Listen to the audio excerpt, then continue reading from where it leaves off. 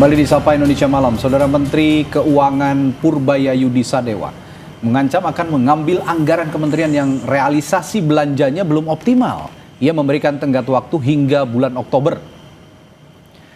Purbaya menyebut dirinya akan ke kementerian-kementerian yang memiliki performa penyerapan anggaran kecil. Ia memastikan akan membantu agar penyerapan anggaran maksimal. Jika tetap belum optimal hingga bulan Oktober mendatang, ia menegaskan akan menarik anggaran kementerian itu. Purbaya menekankan anggaran harus ditujukan ke program-program pro rakyat untuk menghindari adanya anggaran nganggur.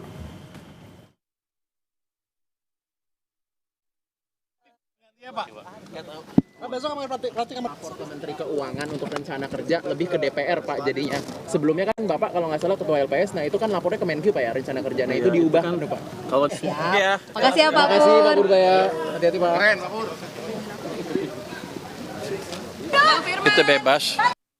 Tadi saya izin ke Pak Presiden bulan depan saya akan mulai beredar di kementerian-kementerian yang besar yang penyerapan anggarannya belum optimal. Kita akan coba lihat, kita akan bantu. Saya akan kasih waktu sampai akhir bulan Oktober.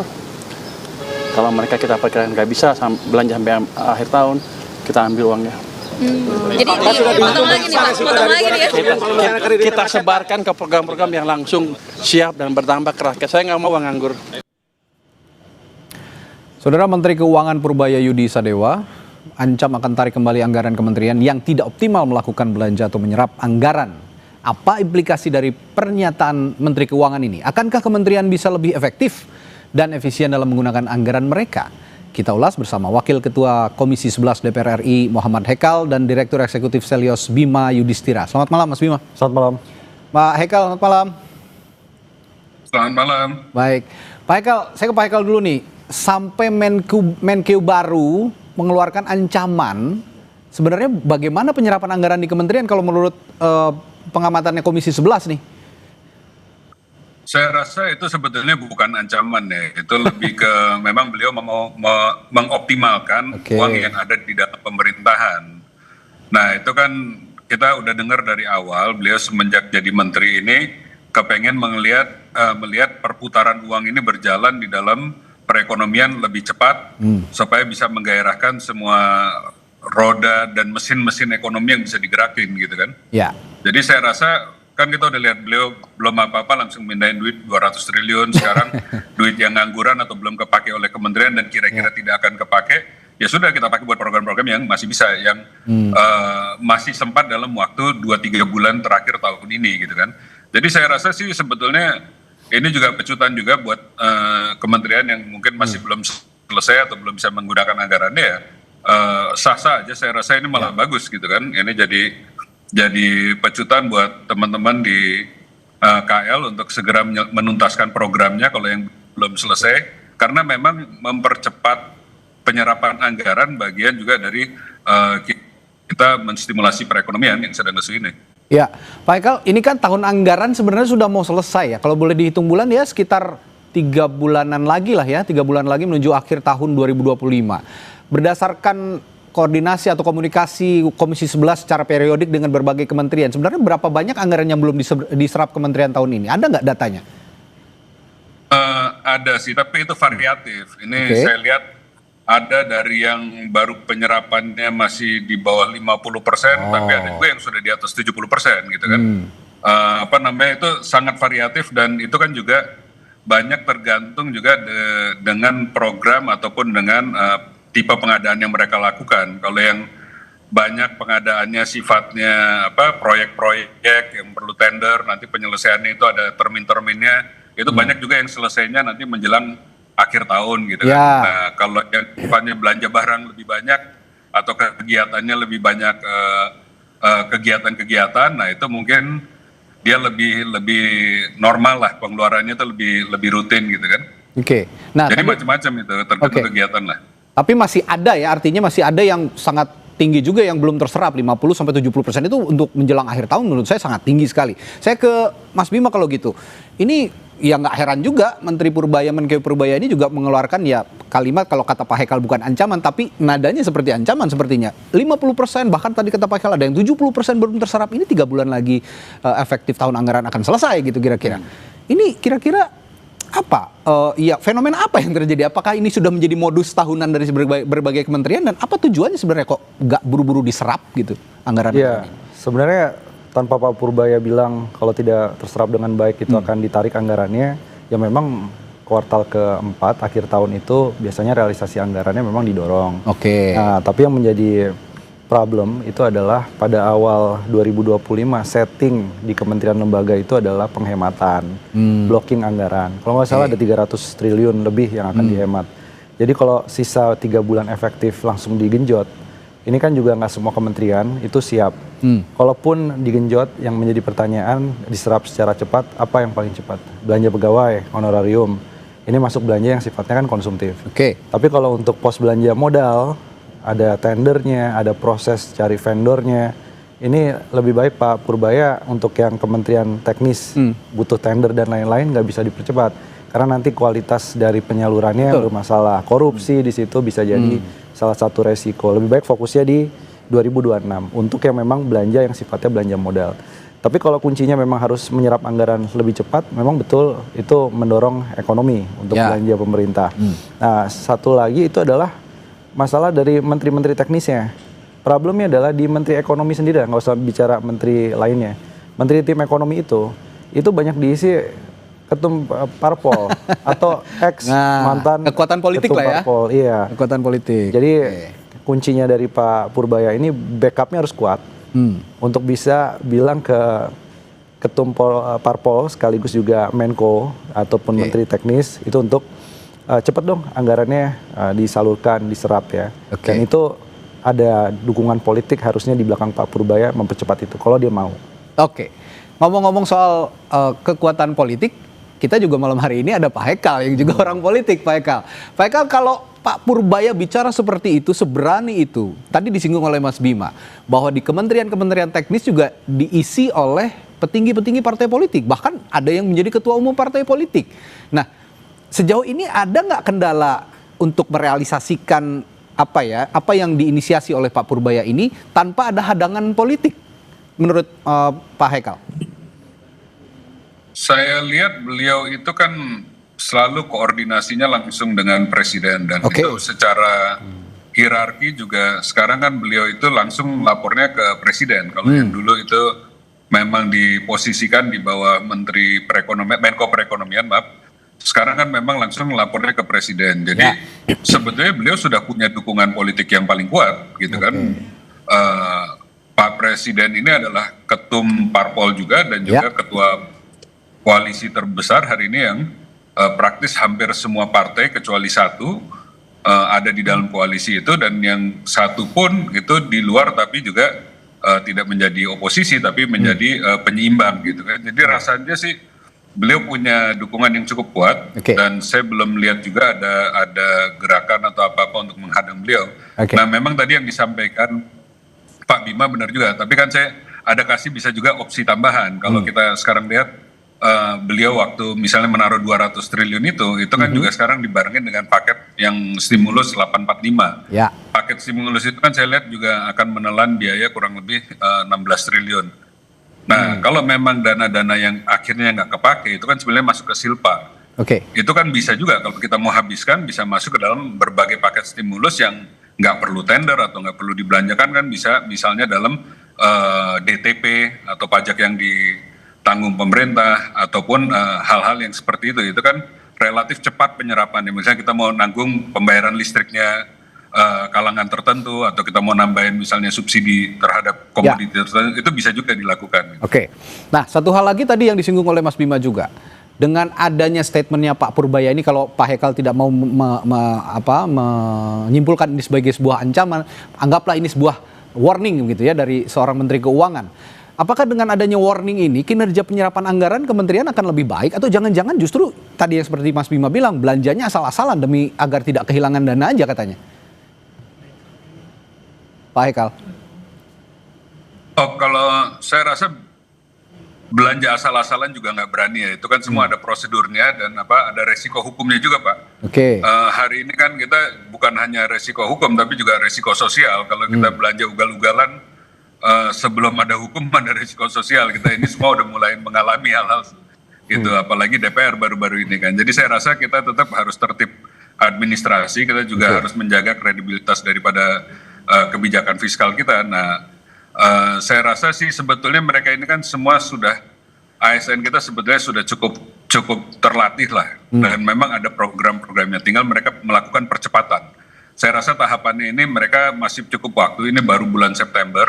Kalau untuk percepatan menyelesaikan program-programnya mereka, saya rasa ini kan belum sampai ke tahap injury time. Kalau ini udah misalnya bulan Oktober November, ini mungkin bicaranya injury time. Nah ini kan sebetulnya masih ada cukup waktu lah untuk mereka menyelesaikan. Bahkan saya dengar masih ada yang baru mau mulai tender pun masih keburu untuk proyek-proyek 2-3 bulan masih bisa. Oke, Pak Purbaya juga bilang Menkeu kita ini yang baru. Kalau nggak diserap saya ambil lagi anggarannya gitu ya. Apa implikasinya sebenarnya dan potensinya terhadap pertumbuhan ekonomi yang ada di Indonesia yang justru dikatakan oleh Pak Purbaya bisa tumbuh dengan cepat gitu. Saya akan tanyakan hal itu nanti Mas Bima, tapi jangan dijawab dulu. Setelah jeda di Sapa Indonesia Malam kami segera kembali. Kembali di Sapa Indonesia Malam. Tadi sebelum jeda saya bertanya ke Mas Bima soal ultimatum yang dikeluarkan oleh Menteri Keuangan kita Pak Purbaya untuk menarik kembali anggaran jika anggaran itu tidak terserap dengan optimal sampai bahkan Oktober, dia kasih tenggat waktu sampai Oktober. Sebenarnya dampak potensial dari penarikan anggaran ini terhadap pertumbuhan ekonomi tentu saja yang juga sebenarnya dicanangkan oleh Pak Purbaya bisa tumbuh dengan pesat gitu ya di akhir triwulan tahun 2025 ini. Apa dampak potensialnya? Ya ini pertanyaannya adalah kalau dia sudah mengambil anggaran yang tidak cair dari kementerian lembaga karena lambat misalnya dipindahkan ke paket kebijakan.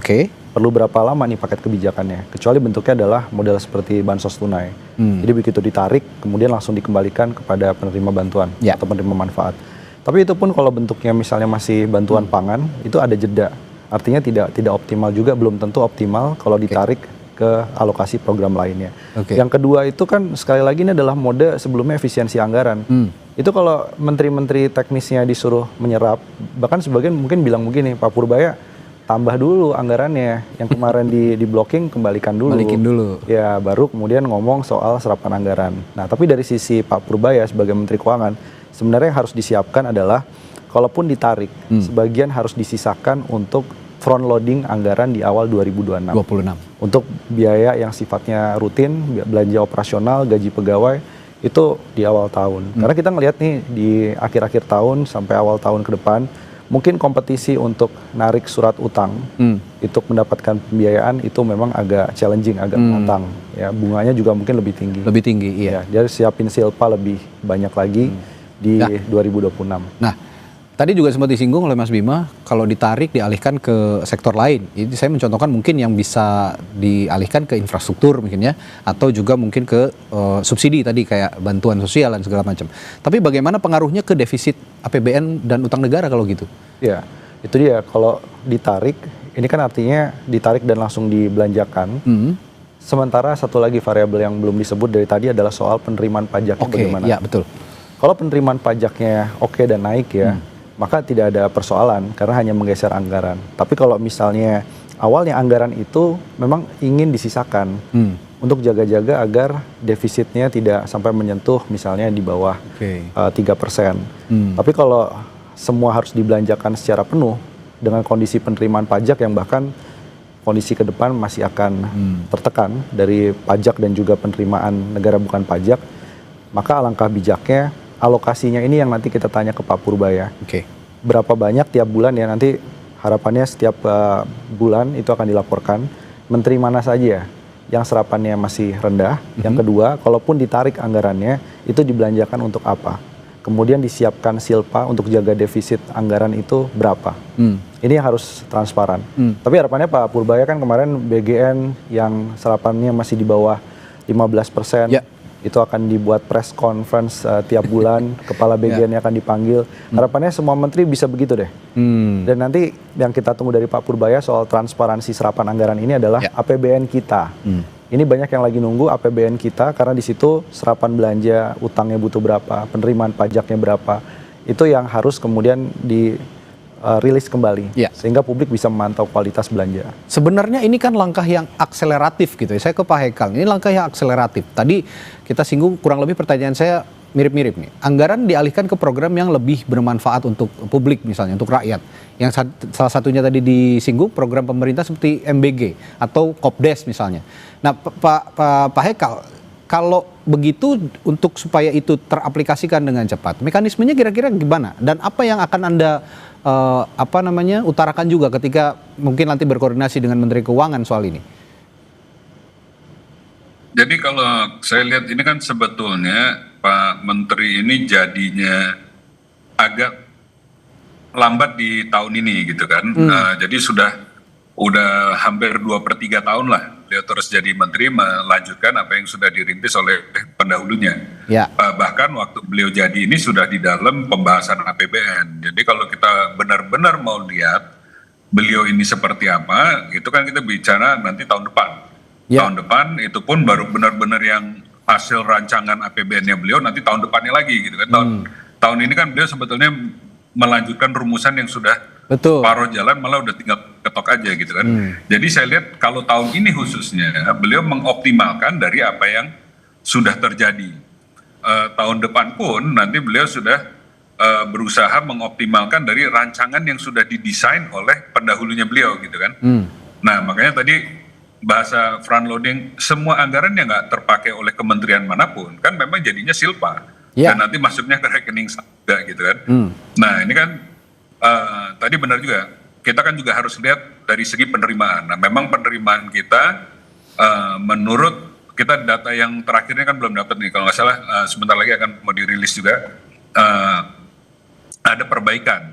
Walaupun dia nggak sebagus tahun lalu, kan kita dengar penerimaan pajaknya memang agak drop, tapi bulan demi bulan membaik gitu kan. Dan dengan semenjak ada Pak Dirjen baru, angkanya membaik terus. Nah mudah-mudahan ini kan bisa mengejar terus. Jadi sebetulnya itu kan beliau pasti melakukan matching gitu, dari yang penerimaannya berapa dan kira-kira nanti ada kelebihannya berapa. Nah ini kan nanti bisa dihitung, semakin dekat ke akhir tahun semakin kelihatan. Nah tinggal apakah kelebihan duit ini kan bisa macam-macam.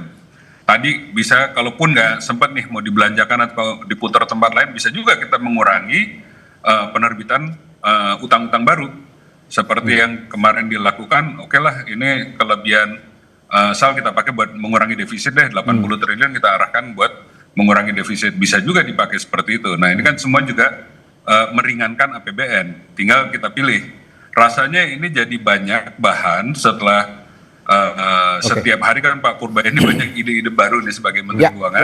Rasanya ini kita punya celengan banyak nih buat manggil dalam raker untuk kita diskusikan. Celengan dari Silpa juga itu lumayan ya. Berarti kalau memang tadi dalam tanda kutip Pak Purbaya ini patroli ke kementerian-kementerian yang tidak bisa menyerap anggaran, itu bisa jadi modal untuk tahun berikutnya. Nah, tapi terakhir saya ke Mas Bima, saran Anda sendiri untuk Pak Purbaya sebagai Menq supaya patroli ke kementerian lembaga ini bisa lebih efektif, misalnya dalam hal monitoring atau insentif gitu, bagaimana?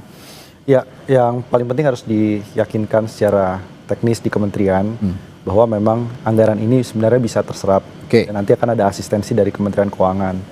Tapi juga harus meyakinkan menteri-menteri tadi, oke Pak, mohon maaf anggarannya kita geser dulu untuk program-program yang mungkin dibutuhkan oleh masyarakat. Tapi kalau programnya sama aja pencairannya lambat, seperti makan bergizi gratis yang sekarang 71 triliun alokasinya baru terserap kecil. Nah itu menteri yang akan dipatroli itu juga akan bilang kan, ya kalau gitu mendingan nunggu ini cair aja, nggak usah diutak-atik dulu. Nah tapi pemerintah daerah juga, ini juga harus menjadi salah satu concern dari Pak Purbaya. Ini sudah penting juga bahwa serapan pemerintah daerah itu perlu dipatroli juga. Kepala daerah perlu diajak bicara, tapi juga efisiensi anggaran. Paling tidak untuk tahun ini dan tahun depan, itu harus dievaluasi. Karena pemerintah daerah bukan masalahnya serapan rendah sekarang, tapi anggarannya kurang. Itu dia. Kemarin juga banyak yang berteriak pemerintah daerah untuk menambah anggaran. Tapi terlebih ini diskusi kita malam hari ini untuk langkah Pak Purbaya yang akseleratif sebenarnya patut diapresiasi ya Mas Bima. Cuman ya tadi itu kita melihat ada beberapa hal yang harus diperhatikan oleh Pak Purbaya. Kalau Pak Purbaya minta Oktober, ya sepertinya tidak akan mungkin semua kementerian juga bisa menerapkan itu ya Mas Bima ya kira-kira. Tapi ya positifnya kalau memang diambil kembali, tadi kata Pak Hekal, dapat celengan silpanya banyak juga untuk amunisi di tahun depan. Semoga ini bisa teraplikasi dengan baik, langkah akseleratif yang dilakukan oleh Menteri Keuangan. Sekali lagi tentu saja untuk menjadikan program-program pemerintah ini langsung mengena ke publik gitu. Terima kasih Mas Bima Yudhistira sudah bergabung di Sapa Indonesia Malam, juga Pak Haikal sudah bergabung melalui sambungan virtual di Sapa Indonesia Malam berbagi pandangannya. Terima kasih Bapak-bapak, sehat selalu, sampai jumpa lagi. Selamat malam. Selamat malam. Selamat malam.